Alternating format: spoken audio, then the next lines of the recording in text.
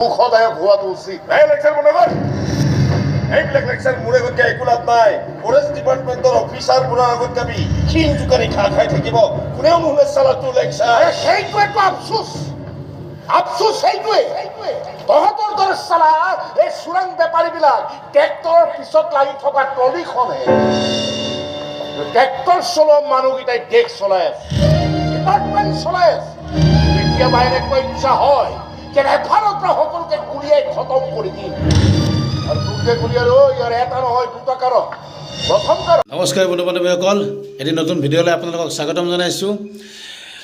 যোৱা নিশা কামৰূপ জিলাৰ শিঙাৰপাৰা হাইস্কুল খেলপথাৰত চলি থকা অসমৰ ভ্ৰাম্যমাণ নাট্য জগতৰ নৱতম সংযোজন ৰাজলক্ষ্মী থিয়েটাৰৰ দ্বিতীয় নিশাৰ বলিষ্ঠ নিবেদন। ভ্ৰাম্যমাণৰ বাচ্চা চম্পক শৰ্মাদেৱৰ দ্বাৰা ৰচিত পৰিচালিত তথা অভিনীত নাট ঘা উপভোগ কৰিবলৈ গৈছিলোঁ।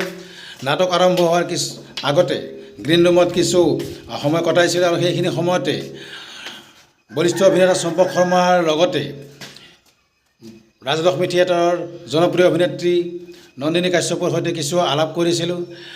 সকলোখিনি শিল্পীৰ সৈতে আলাপ কৰাৰ ইচ্ছা আছিল যদিও নাটক আৰম্ভ হোৱাৰ বাবে সেইখিনি সম্ভৱ নহ'ল। গতিকে যিখিনি ভিডিঅ' কৰা হৈছে সেইখিনি এতিয়া আপোনালোকৰ মাজলৈ দিবলৈ চেষ্টা কৰিছোঁ। আশা কৰোঁ ভিডিঅ'টি চাই ভাল পাব, লগতে কেনেবা জনাবলৈ নাপাহৰিব। ইয়াৰ উপৰি যিসকল ব্যক্তিয়ে মোৰ চেনেলত নতুনকৈ আহিছে তেখেতসকললৈ অনুৰোধ যাতে মোৰ চেনেলটি ছাবস্ক্ৰাইব কৰে। আহক আমি এতিয়া সেই গ্ৰীণ ৰুমৰ সুন্দৰ মুহূৰ্তৰ মাজলৈ উভতি যাওঁ। দ্বিতীয় নিশাত আমি আৰু কিছু সময়ৰ পিছতে এই ৰাজলক্ষ্মী থিয়েটাৰৰ মঞ্চত ঘা নাটখন উপস্থাপন কৰা হ'ব। তাৰ আগ মুহূৰ্তত আমি এটি সম্বৰ্ধনা অনুষ্ঠান কৰিব বিচাৰিছোঁ। আচলতে এই অনুষ্ঠানটো যোৱাকালি আমি কৰিব লাগিছিল, যোৱাকালি যিহেতু আমাৰ মঞ্চৰ উদ্বোধন আৰু আন তিনিগৰাকী ব্যক্তিক আমি সম্বৰ্ধনা জ্ঞাপন কৰিছোঁ। অনুষ্ঠানটো দীঘলীয়া হয় কাৰণে আজি আমি এই অনুষ্ঠানটো কৰিবৰ কাৰণে আগবাঢ়িছোঁ। আপোনালোকে জানে, আপোনালোকে সকলোৱে চিনি পায়, আমাৰ ভ্ৰাম্যমাণ নাট্য জগতৰ নাট্যকাৰ অভিনেতা আজি বহু বছৰ ধৰি তেখেতে অভিনয়ৰ লগত জড়িত হৈ আছে। বিভিন্ন ৰুচিৰ নাট লিখি দৰ্শকক আমোদ দি আছে। গতিকে এইবুলি আমি ৰাজলক্ষ্মী থিয়েটাৰৰ মঞ্চত আমি আপোনালোকক চিনাকি কৰি দিবলগীয়া নহয়, আমি এটা সম্বৰ্ধনা জ্ঞাপন কৰিম চম্পক শৰ্মা ডাঙৰীয়াক, বিশিষ্ট অভিনেতা নাট্যকাৰ। গতিকে মই এখন গামোচাৰে আমাৰ নৱজিত ডেকাক সম্বৰ্ধনা জ্ঞাপন কৰিবৰ কাৰণে মই অনুৰোধ জনাইছোঁ। এতিয়া আমাৰ মাজত সন্মানীয় নাট্যকাৰ অভিনেতা চম্পক শৰ্মা এটা হাত চাপৰিৰ আদৰণি জনাবৰ কাৰণে মই অনুৰোধ জনাইছোঁ। আন দুগৰাকী শিল্পী আমাৰ মাজত আছে। আজি বহু বছৰ আগতে ৰাজশ্ৰী থিয়েটাৰত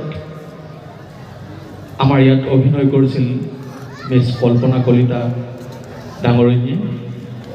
আপোনালোকৰ নিশ্চয় মনত আছে, তেতিয়া আচলতে চম্পকতাই আছিল, এখন নাট আছিল চুলে। কল্পনা কলিতাই তেতিয়া জনপ্ৰিয়তা আচলতে নৱগতা আছিল, জানহওক এতিয়া জনপ্ৰিয়তাৰ শীৰ্ষত আজি বহু বছৰ ধৰি নাট্য দলৰ লগত জড়িত, খুব সুন্দৰ অভিনয় কৰে। গতিকে আমি কল্পনা কলিতাকো এখন গামোচাৰে মই হেমেন ৰাজবংশীক আদৰণি জনাবৰ কাৰণে মই অনুৰোধ জনাইছোঁ। এয়া আমাৰ মাজত কল্পনা কলিতা। আজি দুবছৰ হ'ল, যোৱাবেলি আমি ৰাজমুকুট থিয়েটাৰ আমন্ত্ৰণ জনাইছিলোঁ, আপোনালোকে সকলোৱে নিশ্চয় চাবলৈ আহিছিল। ৰাজমুকুট থিয়েটাৰত প্ৰথম পদাৰ্পণ ভ্ৰাম্যমাণ নাট্য জগতত জনপ্ৰিয় অভিনেত্ৰী নৱাগত নন্দিনী কাশ্যপ মই চিনাকি কৰি দিছোঁ।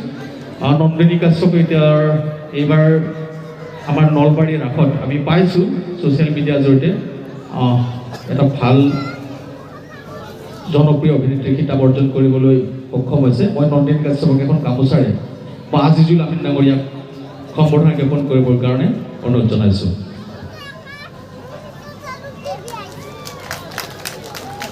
শেষত আমি খুব কম সময়ৰ ভিতৰত নাট্যকাৰ অভিনেতা চম্পক দাক দুআষাৰ কোৱাৰ কাৰণে অনুৰোধ জনাইছোঁ। নমস্কাৰ। প্ৰেক্ষাগৃহত উপস্থিত সমূহ নাট্যপ্ৰেমী ৰাইজলৈ মোৰ আন্তৰিক অভিনন্দন জনাইছোঁ। যিটো আহ্বায়ক কমিটিয়ে আমাক ইয়ালৈ মাতি আনিছে, তাৰ লগত জড়িত প্ৰত্যেক কৰ্মকৰ্তা, সদস্য, সম্পাদক, সভাপতি, প্ৰমুখে সকলোলৈকে মোৰ আন্তৰিক শুভেচ্ছা জনাইছোঁ। আমি অভিনয় কৰা মানুহ মুখস্থ মাতো মঞ্চত মুখৰ ৰং সানি এনে কথা ক'বলৈ পালে অকণমান অসুবিধা হয়।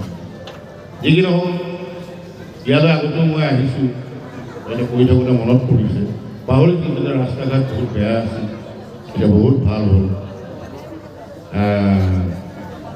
মই ৰাজশ্ৰী থিয়েটাৰত মোৰে দুখন নাটক আছিল, চলে আৰু বাজি। সেই দুখন নাটক মই লিখা নাটকে আছিল, তেতিয়া কল্পনাও প্ৰথম আহিছিল থিয়েটাৰ। ভাল লাগে আপোনালোকে আমাৰ নাটক চাই ভাল পায়, ভ্ৰাম্যমান থিয়েটাৰক আপোনালোকে মৰম কৰে, আদৰি লয়। আৰু আপোনালোকৰ এই মৰম স্নেহৰ মাজত ভ্ৰাম্যমানে ইতিমধ্যে 60 গৌৰৱী সক্ষম। এই মৰম সদায় ৰাখক, সদায় কৰক। ভুলবিলাক কিন্তু আঙুলিয়াই দিবলৈ নাপাব, সদায় আঙুলিয়াই দিয়ক। কাৰণ আপোনালোকৰ এই অনুষ্ঠান এইটো ভ্ৰাম্যমান অসমৰ এটা সম্পদ। গতিকে ইয়াৰ বেয়াখিনি আপোনালোকে আঙুলিয়াই দিব লাগিব, সেয়েহে ইয়াক ঠিক ঠাক কৰি আৰু আগুৱাই দিবলৈ আমি সক্ষম হওঁ। আমাৰ পিছত নতুন নতুন জেনেৰেশ্যনৰ নতুন নতুন মানুহ আহি আছে, তেওঁলোকেও কাম কৰি সুবিধা পাব। যি কি নহওক, তিনিটি নিশাৰ বাবে আমি আহিছোঁ। আজি মোৰেই নাটক ঘাঁ, আপোনালোকে চাওক। নাটকখনৰ মাজতে মোকো বিচাৰি পাব, নাট্যকাৰজনৰ মনৰ কথা, মনৰ ভাৱ। গতিকে দীঘলীয়া নকৰোঁ, ৰাতিও হৈছে, শেষত সকলোৰে দীৰ্ঘায়ু কামনা কৰি মোৰ চুটি বক্তব্য ইমান কথা।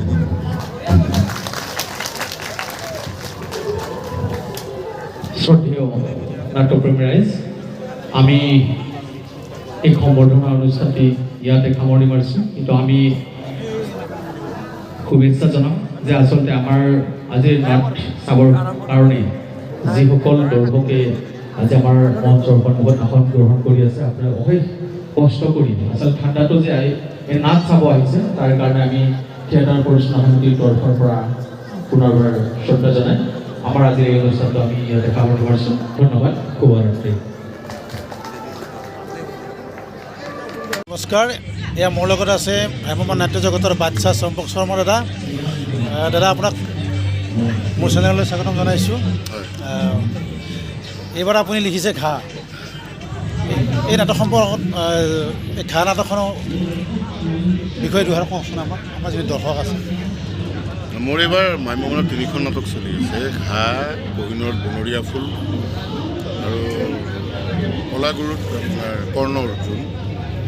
3খন নাটকেই দৰ্শকৰ পৰা ভাল সমাদৰ পাইছে। ঘাঁখনত মই নিজেই অভিনয় কৰিছোঁ।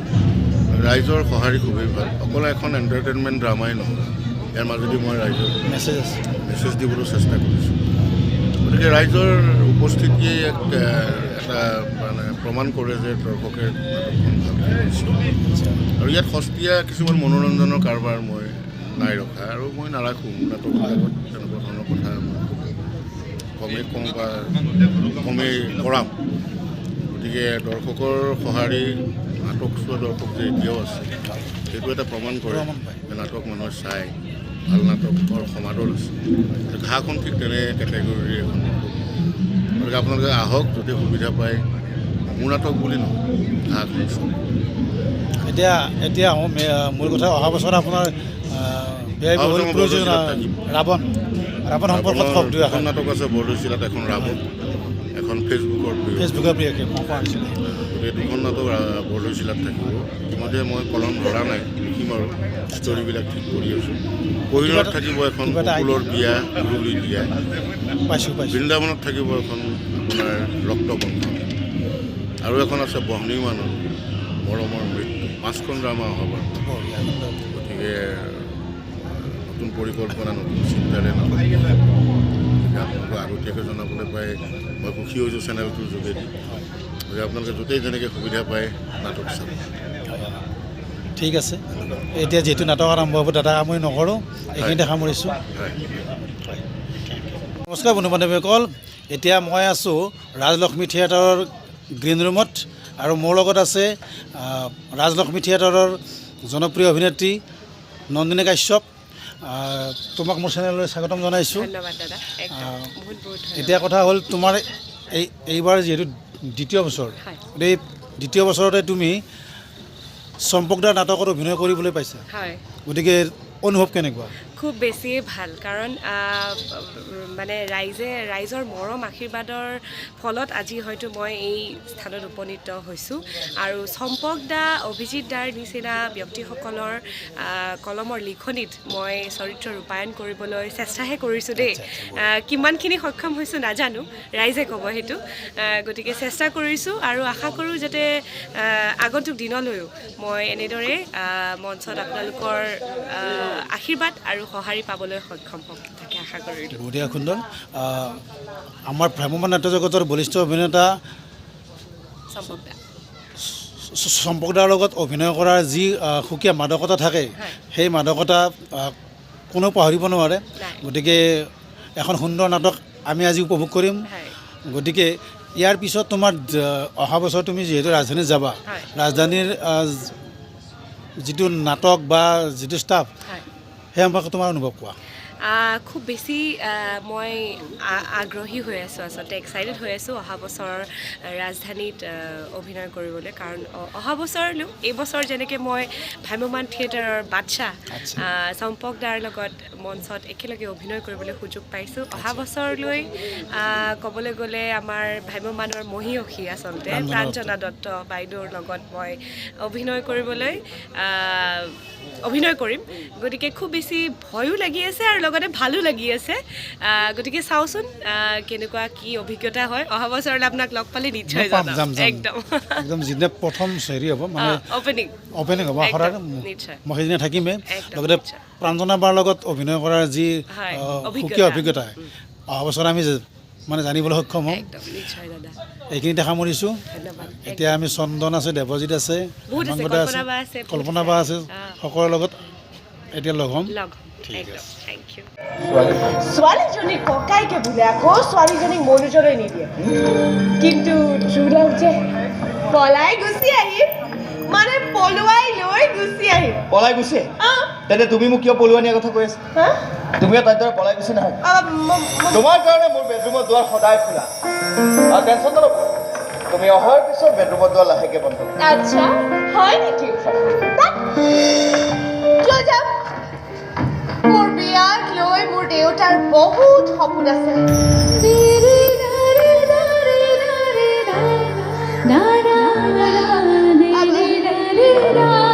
মোৰো আছে।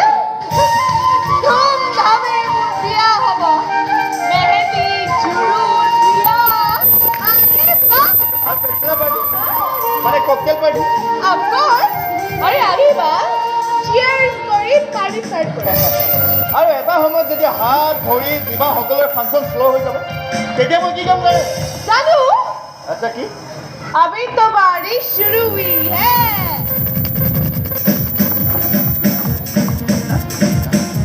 अरे वाह, you are brilliant, huh? स्वालिकार, So number one businessman, সমাজকৰ্মী সেউজ ধৰণী মিষ্টাৰ আনন্দ নন্দন বৰুৱা। yes. কম পোৱা যায় দেই, ইমান ধনী মানুহ অথচ বক হেম বুলিবলৈ একোৱেই নাই। আচ্ছা, মোৰ কথাটো চোৱাচোন, মইতো এজন সাধাৰণ ড্ৰাইভাৰ, ছাৰে মোক নিজৰ সম্পৰ্কৰ দৰে মৰম কৰে। ছাৰক আমাৰ ঘৰলৈ ভাত খাবলৈ মাতিলে ছাৰ আহিবনে? ছাৰটো আহিব, কিন্তু বাইদেউ নাহে। বাপৰে বাপ, কি লেভেল মানুহ। আৰু তাতকৈ ডাঙৰ কথাটো কি জানো, কি? মস্ত অহংকাৰী। হ'ব দিয়া, তুমি ছাৰৰহে ড্ৰাইভাৰ, ছাৰে তোমাক ভাল পাই থাকিলে হ'ল একেবাৰে।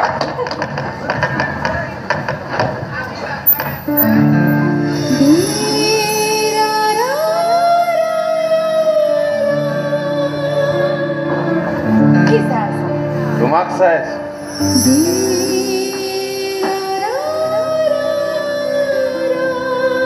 মোক অঁ, এটা কথা জানা, কি?